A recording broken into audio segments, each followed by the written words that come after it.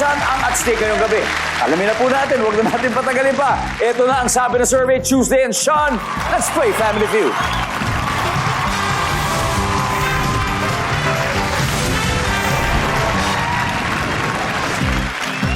Good luck. Top 6 answers are on the board. Hindi mo gugustuhing makulong, lalo na kung ang kulungan ay blank. Tuesday. Madilim. Madilim. Survey says, Wala. Hindi mo gugustuhing makulong, lalo na kung ang kulungan ay blank, Sean. masikip. Masikip. Survey says. Yes. Masikip. Sean, pass or play? Play po, syempre. Okay, let's play round 1. Let's go.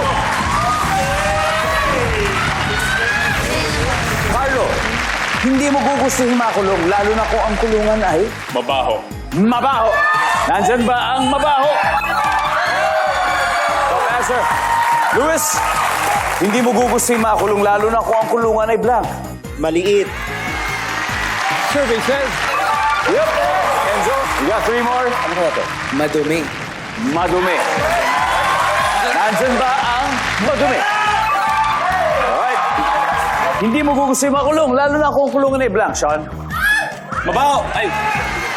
Nandyan na yung mabaho, so X yan. Carlo, ano kaya to? Delikado. Delikado.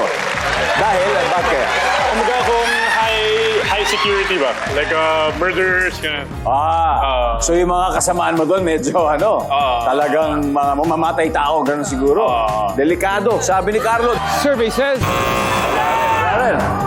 Laugh Vengers, pwede na kayo mag-usap-usap. Luis, mapanghi. mapanghi. Survey says, Okay. Dax. Dax, hindi mo gugustuhin makulong, lalo na kung ang kulungan ay blank. Malayo. Malayo. Bakit dahil?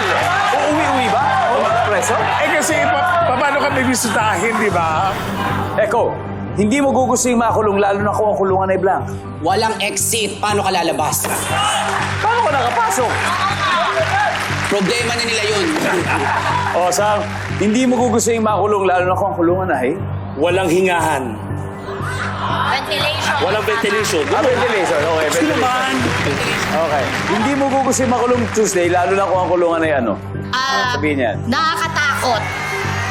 Nandyan ba? Yes! Steal the round. Nakakatakot.